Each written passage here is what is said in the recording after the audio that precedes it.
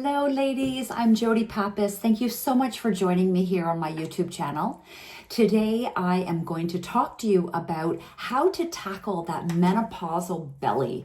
So many women come to me, they list kind of their top 3 health challenges that they're dealing with, and they often bury weight loss as their 3rd challenge that they want to tackle. And they put sleep or stress or pain or bloating as number 1 and 2. But I know that most of you women actually really want to tackle that weight gain that you've experienced through your midsection. So that's what today is going to be all about, and what we need to do first before we can actually get to tackling that challenge that so many of you want to tackle.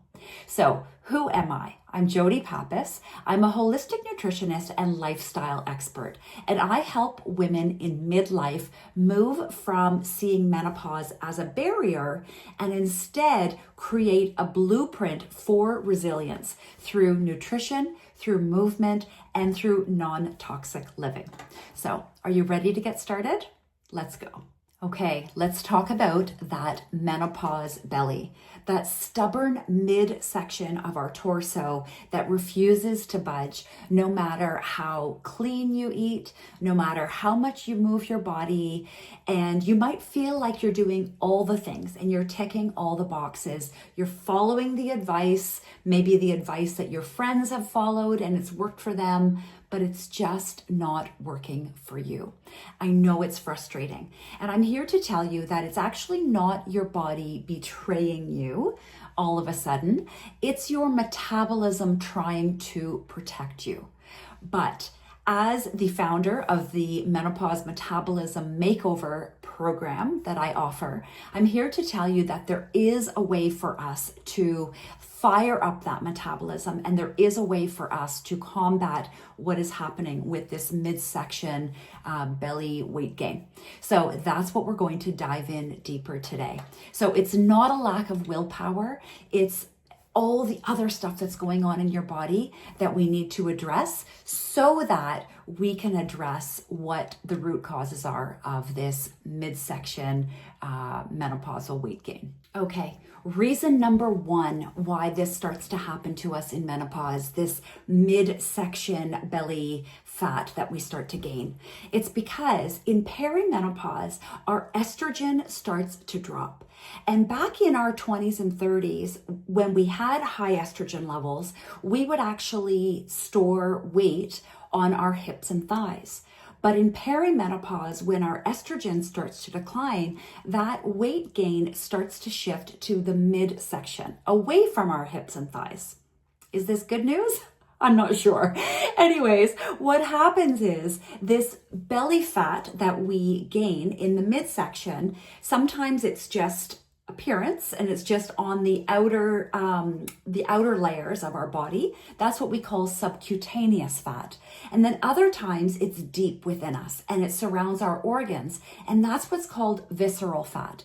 That's the actual fat that's actually quite metabolically dangerous because it creates insulin resistance and it creates all kinds of other health issues. If you can imagine, if our heart and our lungs and our other organs are surrounded by metabolically unhealthy fat. So this is why it's really important, not just for appearance, but also for our metabolic health and our overall health of our body and our organs and longevity. It's important that we are able to fire up our metabolism and make this shift. So the body is not storing fat to be annoying in midlife. It's actually doing it as a survival mechanism. And that's what's really interesting. You see, when the body feels that you are in this constant fight or flight, it doesn't know if you are going to need to store fat for having those future storage and having that future reserves. So that's one of the main reasons why our body stores fat. As the estrogen starts to drop, we start to store fat around our midsection, and it's a survival mechanism that our body has. Speaking of fight or flight, when we are in that fight or flight mode, It triggers our body to release more cortisol. Cortisol is your stress hormone. So here is where another hormone, we already talked about estrogen, now we're talking about cortisol. So this is another reason why we store fat in our midsection when we are in menopause, because modern life keeps us always living in this fight or flight mode, whether we like it or not. That's just the demands of work, of family, of life, of, financial responsibility and having to be adults and to, do all the things. As women, we take on a lot. And so this is the pattern that we tend to fall into. And then we can actually make it worse for ourselves. Here's how. Drinking too much coffee, having too much caffeine running through our veins, drinking too much alcohol, and that totally throws off our body, our sleep, and everything. And then another way is not eating properly. So women, if you are one of those women that is trying intermittent fasting in menopause, I strongly encourage you to give it a break and actually see what happens to your body. Because for many women that are in menopause that are already dealing with high cortisol, when you do intermittent fasting, you are actually signaling to your brain that you are in fight or flight. And what does it do? It releases more cortisol. When your body releases more cortisol, it then also tells your body to store more fat in your midsection because it's keeping your body safe. Remember, it's doing this as a survival mechanism, not just to be annoying in midlife. There is actually a functional reason why your body is storing fat around your midsection, and it's the cortisol. And I work with women, and we specifically start with tackling your nervous system. One of the things that we see is once we are able to work on things like eating in regular intervals, controlling your blood sugar, using breath work, using yoga, just finding time to be able to take time for yourself to calm your nervous system. And whatever that looks like, I work with clients to find out how they can carve out some time that is just for them in the day. And once we are able to start tackling bringing cortisol down and bringing the parasympathetic response up, that's your rest or digest. Once we are able to bring that up and bring down the fight or flight, then we are able to see, we're able to see results that are being made in that midsection around that weight gain. Yes. The next reason that I want to talk about is blood sugar. So our blood sugar balance in menopause is so critical. So when our blood sugar is not balanced, I want you to think of it like a roller coaster. So our body is going like this. Our blood sugar is like this roller coaster throughout the day. So if we eat a meal that does not have enough protein, fat, and fiber, and instead it's all carbs, it's quickly going to convert to blood sugar. The blood sugar rises, and then we crash. And then it's going to rise again with the next meal. We're going to have another hit of something that's only carbs, missing the protein, fat, and fiber. And then it's going to rise up again. It's going to crash again. And this is happening multiple times a day. One of the things that this does to our body is, yes, it spikes our cortisol. But number two, it also creates insulin resistance. So let me just show you what this is like. Insulin needs to get into our cells. This is a cell, okay? So as we are dropping estrogen, it also creates more insulin resistance. So now the insulin is trying to get into the cell and it can't. So where does that insulin go? It keeps circulating in our bloodstream, and this is why we start to develop this insulin resistance over time. So the insulin has no place to go because it's not being taken up by the cells. When this happens, it creates more of this roller coaster, these carb cravings, these sugar cravings, and then these crashes. And that is this constant roller coaster that we are on throughout the day. When this happens, it actually causes our body to store more fat. So we want to avoid this as much as possible. And the antidote to these roller coaster crashes is eating more protein, fat, and fiber, like I mentioned. Okay, so the next part of this puzzle is the role that our gut and our liver play. Now, I want you to think about your gut, meaning your digestive system, and your liver as being partners to be able to properly detoxify your body. And here's why this is important. If you are not properly digesting and eliminating the toxins from the foods you eat, from the things that you put topically on your skin, as well as from the excess estrogen that is filtering through your body, you need to be properly eliminating these things from your body. And we do this through the liver. This is our primary detoxification organ. One of the first questions that I ask all of my clients is, tell me about how you eliminate. So in other words, do you poop every day? So yes, we have to talk about your poop. I want to know about the quantity. I want to know about the quality of your bowel movements, because that tells me whether or not we need to do more support of your digestion and of your liver to be able to properly detoxify. And here's why this is important. If your liver is less than optimal and is not able to do its job of detoxifying, then where do those toxins go? Well, they recirculate through your body. And that's one of the reasons why we see sluggish metabolism, because those toxins are staying in your fat cells. So not only are your fat cells going to be more toxic, but they're also padding your midsection and creating some of that midsection belly fat.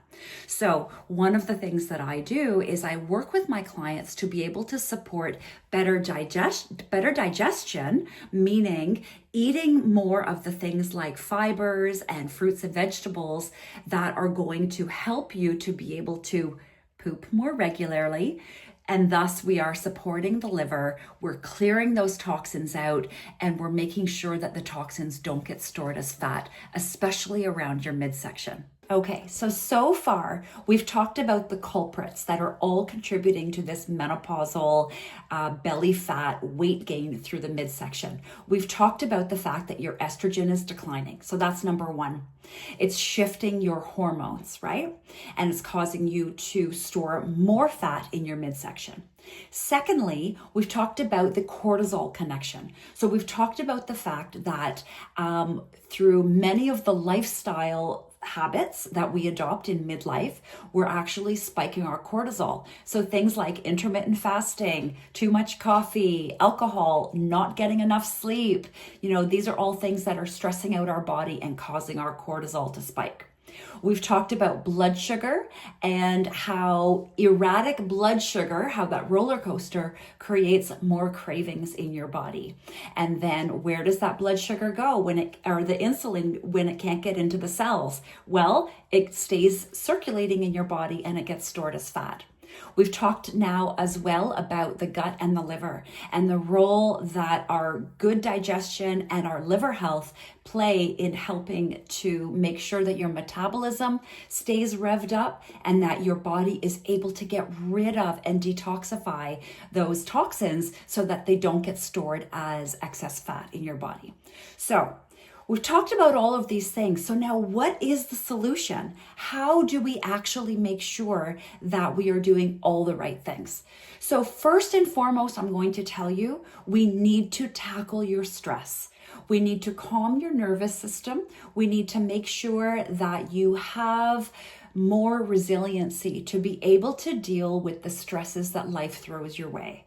And I will absolutely work with you to find better ways to balance your stress. better ways to get a better night's sleep, to be able to unplug from your digital devices, to be able to, balance your blood sugar. But speaking of blood sugar and cortisol and all the other things that I've talked about today, we need to do that by doing some simple swaps. So I'm not about, ruining all your joy and telling you that you can never eat all your favorite foods. I am more about adding in the things that your body needs in order to be successful and to be able to rev up your metabolism in menopause, especially. So things like making sure you're having enough protein at every meal, making sure you're having fat and fiber to go with that protein. Okay, so healthy fats, so those omega-3 fats, and making sure that you're getting enough fiber through fruit and vegetables and things like flaxseed and hemp hearts and chia seed. And there's so many beautiful ways to be able to get enough fiber. And then I want you to be focusing on things like strength training. So yes, you do need to lift weights. You do need to either, start with your body weight and then work your way up to actually lifting weights. And I start small with my clients. So I start with giving you small suggestions, and I can put a plan together for you in order to be just moving your body. And then eventually we work to progressive loading with using weights. Whether you do that at home or whether you join the gym. And then I want you to be also doing restorative activities. So as a yoga teacher and a bar teacher, I want you to be doing things like restorative yoga, maybe some hatha flows. Hot yoga is beautiful for helping to detoxify the body. I want you to be getting more sleep, and I want you to be getting a quality, deep, restorative sleep. And then finally, but not the least important, is I want you to notice what you are putting in your body. We need to be focusing on eliminating those toxins from your body. So as a non-toxic skincare brand founder, I am passionate about helping women to detoxify their body, looking at what you're putting topically on your skin, on your face, in your hair, as well as in your environment, and making sure that you are eliminating those toxins as much as possible, because they are wreaking havoc on your hormones. And so we want to start to make some cleaner swaps and getting rid of those hormone disruptors. So those are all the things I wanted to chat with you about today. If you are curious, definitely watch more of my videos here on my YouTube channel. Please click the subscribe button below. And then most importantly, you can follow me on Instagram, and you can come to cleankisslifestyle.com, and you can learn all about not only my non-toxic skincare products, but you can also see how you can work with me as a private nutrition client and get your own customized blueprint for how to tackle menopause and how to feel better. So I hope to see you real soon, and please subscribe and keep enjoying my content. Bye for now.